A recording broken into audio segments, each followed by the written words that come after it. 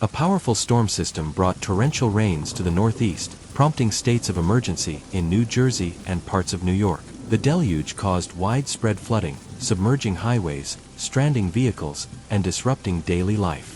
This report details the impacts, emergency responses, and weather conditions behind this chaotic event, with commentary on the broader implications for urban infrastructure and resilience. In New York City, Queens, Brooklyn, and Staten Island bore the brunt of the flooding. Governor Kathy Hochul declared a state of emergency for multiple counties, citing the risk of severe storms and life-threatening flash floods. Cities like New York, built on aging systems, face increasing challenges as climate change intensifies rainfall. On the Clearview Expressway in Queens, floodwaters transformed a major highway into a muddy river. By midday, Department of Transportation cameras captured a sedan submerged nearly to its roof near 35th Street.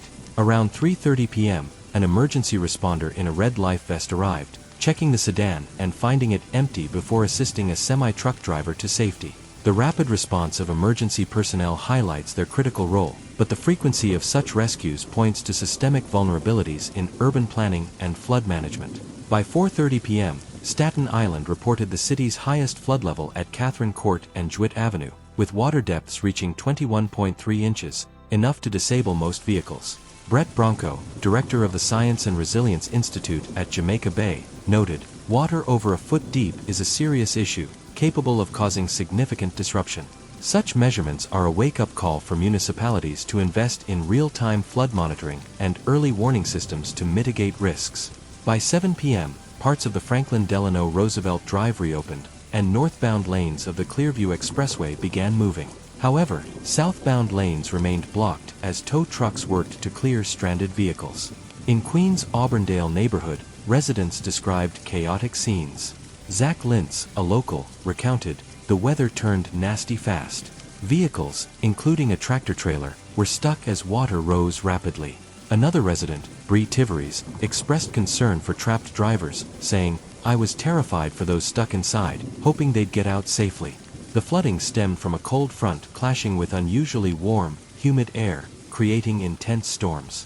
Richard Bann, a meteorologist at the National Weather Service's Weather Prediction Center, explained that the unstable atmosphere led to rainfall rates of up to 2 inches per hour in some areas, with northern New Jersey to northern Virginia seeing up to 3 inches per hour. Total rainfall exceeded 5 inches in some locations, worsened by already saturated ground. The interaction of weather systems with saturated soils highlights how climate change amplifies flood risks, necessitating adaptive strategies like green infrastructure to absorb excess water. The Weather Prediction Center had issued a Level 3 out of 4 risk for excessive rainfall, covering cities from Washington, D.C. to New York City.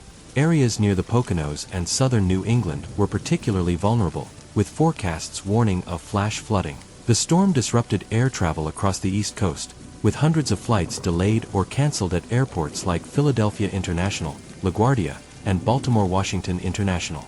Southwest Airlines faced the heaviest disruptions, with 45% of its daily flights, over 2,000, delayed by evening.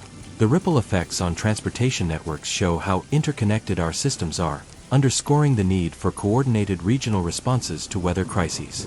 In Baltimore, proactive measures like closing flood-prone streets, offering free parking in safer areas, and distributing sandbags helped avert major damage.